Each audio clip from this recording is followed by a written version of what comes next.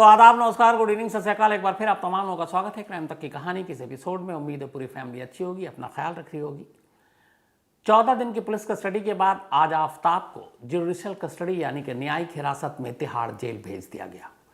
यही नियम है, यही कानून है किसी भी मुलजिम को, क्योंकि जब तक अदालत का फैसला नहीं आ जाता तो वो मुलजिम ही होता जिस पर इल्ज़ाम हो। तो 14 दिन तक मैक्सिमम पुलिस अपनी हिरासत में उसको रख सकती है। 5 और 5 2 बार 10 दिन ये हो गया और 4 दिन अगली बार, मतलब 14 दिन आज ख़त्म हो गया। तो पुलिस को अदालत में पेश करना पड़ा और पुलिस ने कोई पुलिस रिमांड मांगी भी नहीं, क्योंकि उन्हें पता मिलेगी नहीं। तो अब 14 दिनों के लिए, मतलब 14 दिनों की पुलिस हिरासत के बाद आफ्ताब अगले 14 दिनों के लिए तिहाड़ जेल पहुंच गया। कहते हैं टेक्निकली अगले 14 दिन, क्योंकि जेसीबी यानी जुडिशियल कस्टडी 14 दिन की बढ़ती रहती है जब तक कि मुकदमे का फैसला ना हो जाए। तब पुलिस हिरासत से निकलकर तिहाड़ जाने का मतलब क्या हुआ? मतलब ये हुआ कि अब उससे कोई पूछताछ नहीं होगी। फिलहाल पुलिस के हिरासत में तो पूछताछ चल रही थी, जेल के अंदर कोई पूछताछ नहीं होगी। अब जब भी ज़रूरत होगी, जैसे अभी जो खबर आ रही है वो ये है कि फॉरेंसिक जो एक्सपर्ट्स हैं वो उसका जब नार्को टेस्ट करेंगे तो उसके लिए उसको जेल से निकाल कर बाहर लाना पड़ेगा और इसकी इजाज़त मिल जाएगी। तो अब नार्को टेस्ट हो सकता है मंडे को उसका हो, क्योंकि पॉलीग्राफ टेस्ट कंप्लीट हो गया है। तो मंडे को नार्को टेस्ट होगा जिसमें बाकी जो सारी चीज़ें हैं वो सामने आएंगी। दिल्ली पुलिस ने ऑफिशियल अभी अपना स्टेटमेंट एक जारी किया है कि फ़िलहाल उनको जो डीएनए के जो सैंपल भेजे थे टेस्ट के लिए, जो उन्होंने बोन्स और बाकी चीज़ें बरामद की थी, अभी फॉरेंसिक लैब से उसकी रिपोर्ट नहीं आई है। कुछ जगह पे ये खबर चली थी कि डीएनए मैच कर गया है श्रद्धा के पिता से और वो श्रद्धा ही है, लेकिन दिल्ली पुलिस ने इसका खंडन किया है। जॉइंट जो बल्कि स्पेशल कमिश्नर है उन्होंने एक स्टेटमेंट दिया कि अभी हमें डीएनए की रिपोर्ट का इंतज़ार है। तो ये तो रहा आफ्ताब के केस के अपडेट के ऊपर। 15 साल पहले ठीक आफ्ताब और श्रद्धा जैसा एक और केस इस देश में हुआ था। डॉक्टर हर्ष शर्मा, फॉरेंसिक के बहुत बड़े सीनियर जाने माने नाम, इत्तेफाक से उन्होंने उस केस पर काम किया था और उन्होंने मुझे जो चीज़ें बताई, फिर उसके पर जो रिसर्च किया, तो पूरी कहानी है। और उस कहानी को देखकर उम्मीद यही जगती है कि अगर वो केस सुलझ सकता है तो फिर श्रद्धा का केस भी आसानी से सुलझाया जा सकता है। दोनों केस में बहुत ज़्यादा सिमिलरिटी है, बहुत ही ज़्यादा। 2007 की बात है ये। 2007 अप्रैल का महीना था। भोपाल से करीब 70 किलोमीटर की दूरी पर एक जगह है रायसेन। उसी रायसेन के इलाके में एक जगह पर जिसका नाम था काला जोरा पुलिया, यहाँ पे कुछ राहगीर गुजर रहे थे। उन्होंने देखा कुछ बॉडी के पार्ट्स फेंके हुए हैं। पुलिस को खबर दी। पुलिस की टीम वहाँ पर पहुँचती है, जाकर देखती है तो एक लाश के कुछ टुकड़े वहाँ पर फेंके हुए थे। जो टुकड़े थे वो क्या क्या थे? 2 कटे हुए हाथ, 2 कटे हुए पैर और सर, स्कल, बस ये चीज़ें थी। पुलिस फ़ौरन मौके पर पहुंचती है और इन सारे लाशों के टुकड़ों को समेटती है। इसके बाद इसे पोस्टमार्टम के लिए भेज दिया जाता है वहीं भोपाल में। अब ये सारी चीज़ें भेज दी गई। जो चीज़ें मिली उसके बाद जो शुरुआती जांच हुई तो उससे ये पता चला कि ये जो लाश मिली है ये लगभग अब एकदम मतलब डिकम्पोज होना शुरू हो गई थी। इसका मतलब है कि ये लाश कम से कम 3-4 दिन पुरानी थी। एक लाश को डिकम्पोज होने में अमूमन इतना ही वक्त लगता है। तो उस लाश की हालत को देखकर पहली नज़र में ये आइडिया हो गया कि ये 3-4 दिन पहले इसको मारा गया था। जो सर मिला उसके अलावा जो दोनों हाथ थे वो एल्बो से कटे हुए थे, पैर थे, लेकिन बाकी बॉडी के पार्ट्स मिसिंग थे। कुछ बाल भी मिले इस बॉडी के साथ, बॉडी के टुकड़ों से चिपके हुए बाल लंबे थे। उन्हें देखकर अंदाज़ा हो गया कि ये किसी फीमेल की बॉडी है। अब पुलिस ने इधर अपनी जांच शुरू की, उधर फॉरेंसिक टीम ने अपनी जांच शुरू की। इसके बाद जो लाश के टुकड़े मिले, बाकी उन चीज़ों के ज़रिए ये अंदाज़ा लगाया गया कि मरने वाले की उम्र करीब 30 से 35 साल के दरमियान होगी। जब उसकी ऑटोप्सी और बाकी चीज़ें की गई तो ये भी अंदाज़ा हुआ कि जिसकी लाश है ये पहले प्रेग्नेंट रह चुकी है। अब ये भी जानकारी मिल गई। अब लेकिन बाकी चीज़ें कि बॉडी किसकी है, क्योंकि सर तो मिला लेकिन चेहरा ठीक ठाक नहीं था। तो अब बाकी के लाश के टुकड़े मिले तो बात आगे बढ़े। तो फॉरेंसिक टीम और पुलिस को उम्मीद थी कि जल्द ही उन्हें बाकी के लाश के टुकड़े मिलेंगे, और ये उम्मीद गलत भी नहीं थी। इस लाश के टुकड़ों की बरामदगी के ठीक 4 दिन के बाद एक भोपाल के ही लोअर लेक में, छोटी नदी में, वहाँ पर एक बैग तैरता हुआ मिलता है।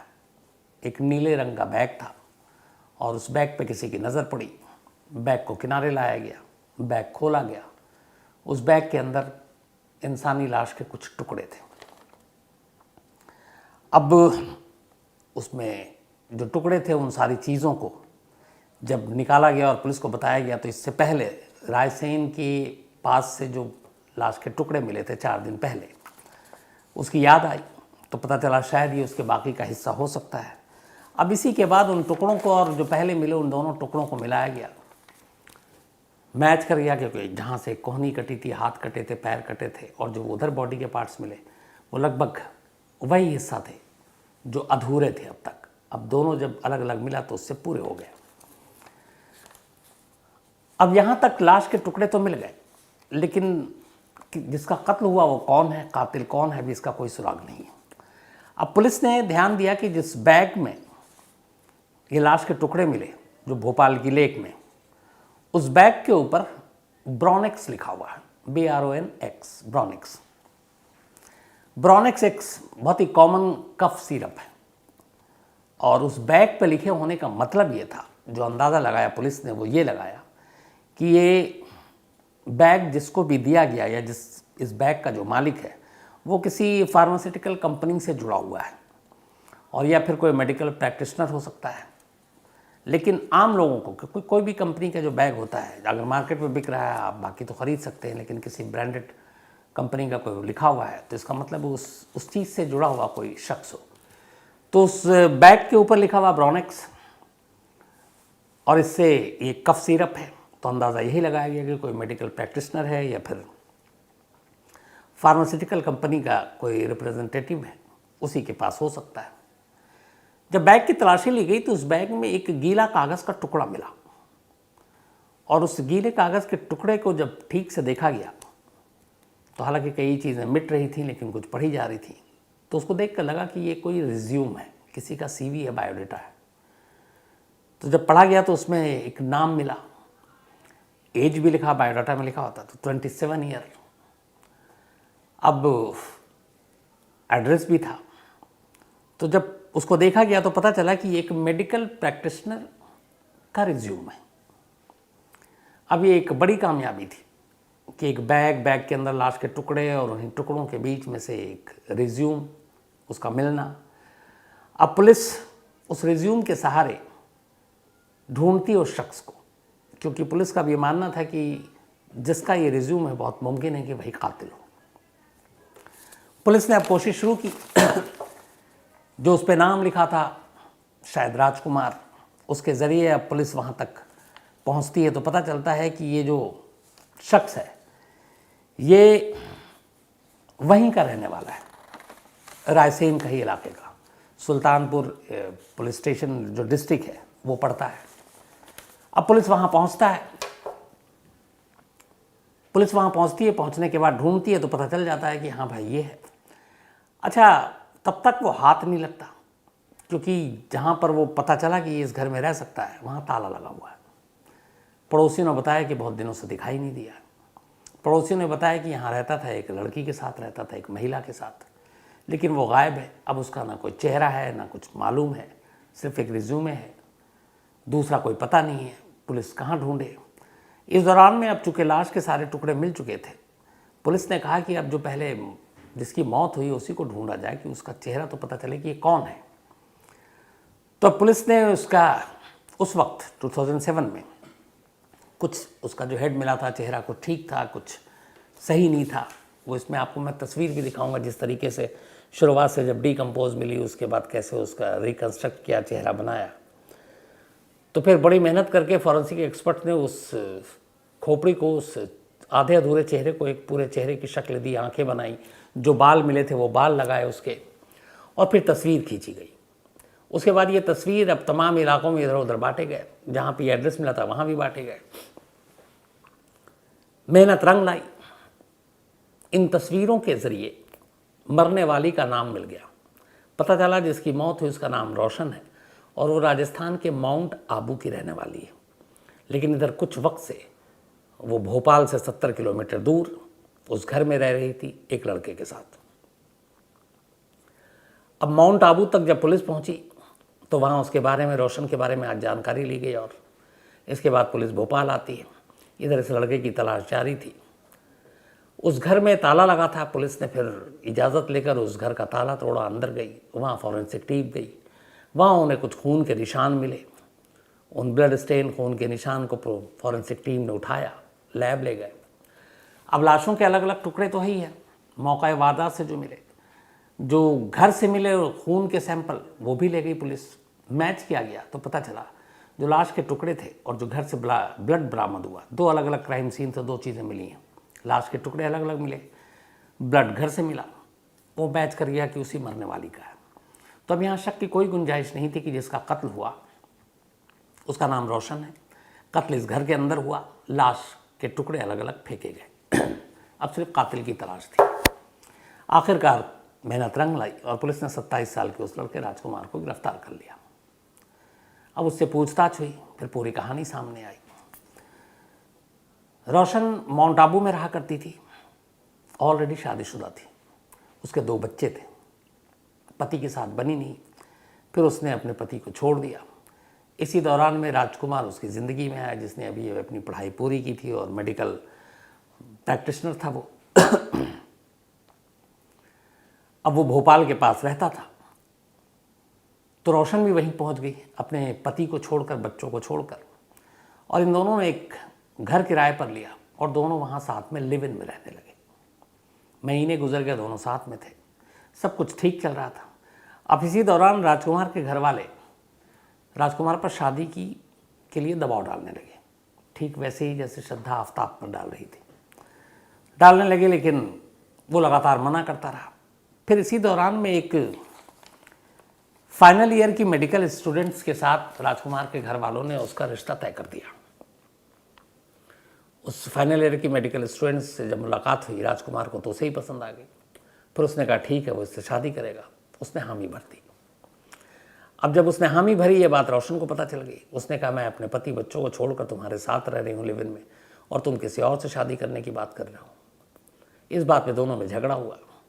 राजकुमार को लगा कि शायद रोशन के जीते जी उसकी शादी नहीं हो पाएगी और वो अब इस रिश्ते से निकलना चाहता था। फिर एक रोज़ अप्रैल 2007 एक बड़ा सा पत्थर लेकर आया। रात को रोशन सो रही थी। उसने उस पत्थर से उसके सर पर एक जोर का वार किया। उसे एक वार में ही शायद रोशन की मौत हो गई। उसी के बराबर में एक दुकान थी, वो जो मटन शॉप, फिर वहाँ से वो नाइफ लेकर आया और उसके बाद उसने फिर लाश के टुकड़े किए। लाश के टुकड़े करने के बाद कुछ टुकड़े तो उसने फेंक दिए ले जाकर रायसेन के पास, बाकी रह गए। फिर उसने उसके पास बैग था जो कि वो एक मेडिकल प्रैक्टिशनर था, वही ब्रॉन्क्स का। उसने बाकी के लाश के टुकड़े उस बैग में भरे और लेकर बस में बैठ गया और उसने कहा कि अब चल के कहीं दूर फेंकते हैं पहली जगह से। अब वो जब बस में बैठा तो चूँकि उस लाश के टुकड़े को 2-3 दिन हो चुके थे, तो अब उसमें से बदबू आ रही थी। बस में बैठा कुछ लोगों ने शिकायत भी की कि तुम्हारे बैग से बदबू आ रही है। उसने कहा इसमें मछली है, मछली लेकर जा रहा हूँ। फिर किसी ने कुछ कहा नहीं। वो भोपाल उतरा, उसका ले जाकर उसने भोपाल के लोअर लेक में उस बैग समेत उसके अंदर जो टुकड़े थे वो फेंक दिए और वापस घर चला आया। उसे यकीन था कि अब कोई उस तक पहुँच नहीं पाएगा, लेकिन उसने एक तो उस बैग का इस्तेमाल किया जिस पे ब्रॉनेक्स लिखा हुआ था, ये पहला क्लू मिल गया। दूसरा, गलती से उसे अंदाज़ा ही नहीं था कि उसी के अंदर उसका एक रिज्यूमे है, वो छोड़ गया, वो मिल गया। लेकिन जो सबसे बड़ा काम किया इस पूरे केस में वो फॉरेंसिक ने किया। फॉरेंसिक ने ये किया कि जब तक रोशन का पता भी नहीं चला कि वो कौन है, उसका नाम क्या है, उन्होंने सारे टुकड़ों को लाशों के ऑटोप्सी और फॉरेंसिक के ज़रिए उन्होंने जब सारी चीज़ें एक तो डीएनए के लिए प्रिजर्व करके रखा, और जब पता चल गया कि रोशन उदयपुर की है माउंट आबू की है। तो फिर उन्होंने उसकी फैमिली और उसके बच्चों और हस्बैंड से सैंपल लिया और वो सैंपल मैच कर गया, तो डीएनए भी मैच कर गया, ब्लड सैंपल भी मैच कर गया, और इस तरीके से इस केस को सुलझा लिया गया। तो मैंने जो कहा कि सेम वैसे ही केस हुआ, और अगर वो सुलझ सकता है तो श्रद्धा क्यों नहीं। अब इस पे आते हैं। यहाँ भी लगभग सीन वैसे ही है। हमेशा जो क्राइम सीन होता है, जो इन्वेस्टिगेशन, उसमें कायदे से कहते हैं कि लोकेशन एक होता है जहाँ पे क्राइम हुआ, सीन ऑफ क्राइम एक होता है। लेकिन कई ऐसे क्राइम होते हैं जहाँ सीन ऑफ क्राइम कई होते हैं, एक से ज़्यादा होते हैं। सीन ऑफ क्राइम का मतलब, जैसे अगर सपोज किसी का कत्ल हुआ, तो एक कत्ल 10 जगह नहीं कर सकते आप। एक कत्ल एक ही जगह हुआ, चाहे घर के अंदर हो, बाहर हो, जंगल में हो, कहीं भी हो। तो सीन ऑफ क्राइम कई मामलों में एक से ज़्यादा होता है और कई बार एक ही होता है। जैसे इस रोशन के केस में और श्रद्धा के केस में सिमिलरिटी ये है कि इसमें सीन ऑफ क्राइम एक से ज़्यादा है। श्रद्धा का कत्ल घर के अंदर हुआ, उसके बाद उसके लाश के टुकड़े अलग अलग जगहों पे फेंके गए। रोशन का कत्ल भी घर के अंदर हुआ, लाश के टुकड़े अलग अलग फेंके गए। तो अब यहाँ पे भी घर से कुछ नमूने और बाकी चीज़ें मिली हैं, ब्लड सैंपल, और वो आफ्ताब और श्रद्धा के घर से। लाश के टुकड़े अलग अलग जंगलों से मिले हैं, कहीं मैदान गढ़ी की तालाब से मिले हैं, वहाँ भी लाश के टुकड़े 2 अलग अलग जगहों से मिले हैं। लेकिन ये सारी चीज़ों को जब मैच किया गया तो कड़ियाँ जुड़ गई। बेशक जो सीन ऑफ क्राइम है वो अलग अलग था, लेकिन सारी चीज़ें एक दूसरे से मैच कर गई और फिर आखिरकार उसे सज़ा दिलाने के लिए कारगर साबित हुई। तो यहाँ पे भी यही चीज़ें हैं जिसके लिए नार्को से लेकर बाकी चीज़ें हो रही हैं। बेशक क्राइम सीन अलग अलग हो, लेकिन जितने एविडेंस कलेक्ट किए गए, बस सिर्फ इंतज़ार है उस डीएनए रिपोर्ट का, वो आ गया, मैच कर गया, तो समझ लीजिए केस क्लोज। फिर किसी इफ़ बट शक की गुंजाइश ही नहीं बचती है। तो 15 साल पुरानी ये लगभग वैसी ही केस थी। एंड थैंक यू डॉक्टर हर्ष शर्मा, उन्होंने ये याद दिलाया, उन्होंने बताया। मुझे लगा कि आप तक ये ज़रूर पहुंचना चाहिए, क्योंकि बहुत सारे लोग ये भी पूछ रहे थे कि ऐसा इससे पहले कोई केस हुआ है कि नहीं हुआ। एक तो मैंने और मिलता जुलता आपको बताया, हालांकि उसमें बेल आउट हो गया जो दिल्ली का मामला था, लेकिन इस मामले में सज़ा हुई है। अब कहानी ख़त्म करूं उससे पहले आइए वही अपना सिलसिला। आज एक तो हमारी टीम के बहुत ही होनहार, बहुत ही हमारे सीनियर भी हैं, बहुत अच्छे इंसान हैं, तारिक लोन, उनका आज जन्मदिन है, बर्थडे है। जम्मू कश्मीर, ये श्रीनगर में बेस्ड हैं, बरसों से हैं, और कोई भी यहाँ से जाता है तो ऐसी मेहमान नवाजी करते हैं, मैं आपको क्या बताऊँ, दिल के बड़े अच्छे इंसान हैं। तो हैप्पी बर्थडे तारिक भाई, आप हमेशा अच्छे रहे, खुश रहे, ये हम सबकी दुआ है, और ऐसे ही आप जिंदा दिल इंसान बने रहे। तो पूरी क्राइम तक टीम की तरफ से तारिक लोन साहब, आपको बहुत बहुत आपकी इस जन्मदिन, सालगिरह, हैप्पी बर्थडे, इसकी मुबारकबाद। इसके अलावा मुबारका कोरिडवाला, इनका भी आज बर्थडे है, तो हैप्पी बर्थडे मुबारका साहब, बल्कि मुबारका साहब आपके बर्थडे पे आपको मुबारक। प्रियंका, इनका भी जन्मदिन है, बल्कि इनका कल है, लेकिन कल संडे है, तो आज एडवांस में हैप्पी बर्थडे प्रियंका, आपको बर्थडे। संदीप कुमार ने भेजा है। दिशु, इनका भी जन्मदिन है, तो हैप्पी बर्थडे दिशु। और ये आशुतोष सिंह जी की बिटिया हैं, और सौरभ यादव ने भेजा है। साथ ही मोहम्मद अकरामुल इस्लाम, इनका भी जन्मदिन है, तो हैप्पी बर्थडे अकरामुल, और ये गया से हैं, बिहार के। कुसुम, इनका भी जन्मदिन है, तो हैप्पी बर्थडे कुसुम, और ये शुभम ने भेजा है। इसके अलावा जियाना फातिमा का भी आज जन्मदिन है, तो हैप्पी बर्थडे जियाना, और ये जुबैर शेख साहब की बिटिया है। रवि राठौर लखीमपुर खीरी से हैं, इनका भी जन्मदिन है, हैप्पी बर्थडे रवि भाई। साथ ही पुष्पांक, इनका जन्मदिन 22 को था, तो belated happy birthday Pushpank. Rishabh Rathore, कल है इनका जन्मदिन संडे को, लेकिन एडवांस में आज हैप्पी बर्थडे ऋषभ। और मनीष चौधरी ने भेजा है। इसके अलावा अंशु प्रिया, इनका भी जन्मदिन है, तो हैप्पी बर्थडे अंशु। रोशन ने भेजा है। गोविंद मिश्रा बेतिया से हैं, इनका भी जन्मदिन है, तो हैप्पी बर्थडे गोविंद जी। वर्षा चोंगर, इनका भी आज जन्मदिन है, तो हैप्पी बर्थडे वर्षा जी। और विष्णु फौजदार ने भेजा है।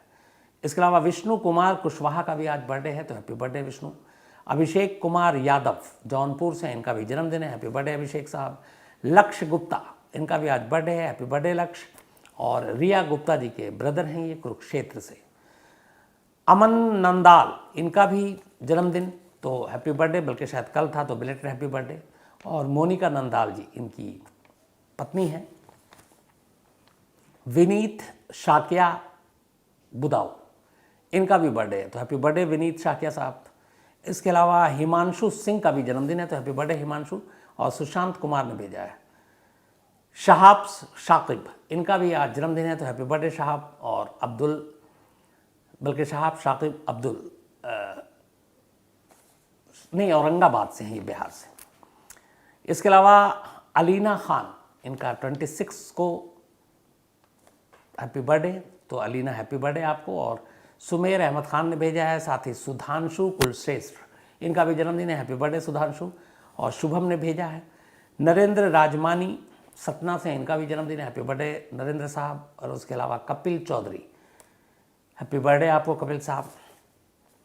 साथ ही रागनी इंद्रवाल और योगेश, इन दोनों की एनिवर्सरी है, आप दोनों को बहुत बहुत बधाई मुबारक। इसके अलावा फरहत नाज और आसिफ इकबाल, इन दोनों की भी एनिवर्सरी है, तो आप दोनों को भी बहुत मुबारक, दुबई से हैं ये।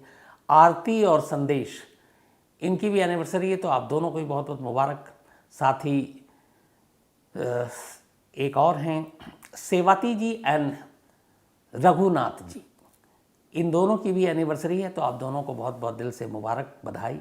और ये संतोष अहिरवार जी के ग्रैंड पेरेंट्स हैं। अनिल चौधरी और सोनू चौधरी, बल्कि अनिल चौधरी जो हैं इनका जन्मदिन है, तो हैप्पी बर्थडे अनिल। और सोनू चौधरी जी ने भेजा है, ये नेवी में है। साथ ही हकीम मोहम्मद वासी, प्रथम गौतम, इन्होंने लिखा है कि आरजे नवेद, कि आपके भाई हैं, आपकी शक्ल बहुत मिलती है, हम दोनों में दोस्ती तो है, मुलाकात होती रहती है। इसके अलावा गरिमा यादव, इन्होंने कहा श्रद्धा को लेकर बहुत सारे लोग सोशल मीडिया पर हेट वो फैला रहे हैं, वो सही नहीं है। वो एक लड़की है, एक तो उसकी इस तरीके से मौत हुई, और मैं गरिमा जी आपसे सहमत हूँ। एक तो मुझे हमेशा ये कहना होता है कि एक इंसान के साथ आपकी कितनी दोस्ती, दुश्मनी, नफ़रत, प्यार, मोहब्बत है, चलिए आप उसके साथ जीते जी सब कुछ कर लीजिए। अगर किसी इंसान की मौत हो जाती है, चाहे वो मुझे लगता है कि कैसा भी हो, तो उसके बारे में बुरा भला नहीं बोलना चाहिए। और ख़ासतौर पर श्रद्धा के बारे में अगर मैं बात करूं, कई लोग जैसे उन्होंने लिखा है कि वो माँ बाप के मर्ज़ी के ख़िलाफ़ गई तो ऐसा हुआ, ठीक किया, ठीक हो गया, ये कोई जस्टिफिकेशन नहीं होता है। जो गलत है वो गलत है, और ऐसी चीज़ों में इस तरह की नफ़रत भरी बातें तो बिल्कुल नहीं करनी चाहिए। तो मैं गरिमा जी आपसे सहमत हूँ पूरी तरह। इसके अलावा दिवी जी गोगिया, इसका मैं जवाब दे चुका हूँ। दिवी जी, आपने पूछा कि अगर आफ्ताब नार्को से इनकार कर देता टेस्ट कराने से तो क्या होता, तो बिल्कुल नहीं होता। इसके अलावा हरी सिंह राठौर साहब, थैंक यू आपके मेल के लिए। Aarti Negi, thank you so much और ऑल द बेस्ट। ये कैबिन क्रू का कोर्स कर रही हैं, तो खूब आगे बढ़ो, नाम रोशन करो माँ बाप का। और आशा नेगी जी इनकी मम्मी हैं, तो उनको मेरा प्रणाम बोलना। और गौरव नेगी, हाय, इनके ब्रदर हैं। एंड थैंक यू कहानी सुनने के लिए। इसके अलावा Shanu Yadav, thank you so much आपका। और आशीष कोटपुतली, आशीष कोटपुतली, आपने जो कुछ लिखा है, मेरा बस उस बारे में यही कहना है कि कोई भी जो क्राइम होता है, क्राइम करने वाला मैं बार बार कहता हूँ कि सिर्फ और सिर्फ एक क्रिमिनल होता है, एक मुजरिम होता है। वो किसी धर्म, किसी जात, किसी इलाका, उससे आप उसको जोड़ कर ना देखें। बस सिर्फ इस नज़र से देखें कि वो एक क्रिमिनल है, उसने एक जुर्म किया है, और उसके लिए जो मैक्सिमम सज़ा होनी चाहिए वही होनी चाहिए। उसके साथ कोई हमदर्दी नहीं, इसलिए भी हमदर्दी नहीं कि हमारा रिश्तेदार है तो हमदर्दी करूं, हमारे धर्म का है तो हम हमदर्दी करें, हमारी ज़ात का है, हमारे इलाके का रहने वाला, बिल्कुल नहीं। क्रिमिनल के साथ हमेशा क्रिमिनल जैसा ही व्यवहार होना चाहिए।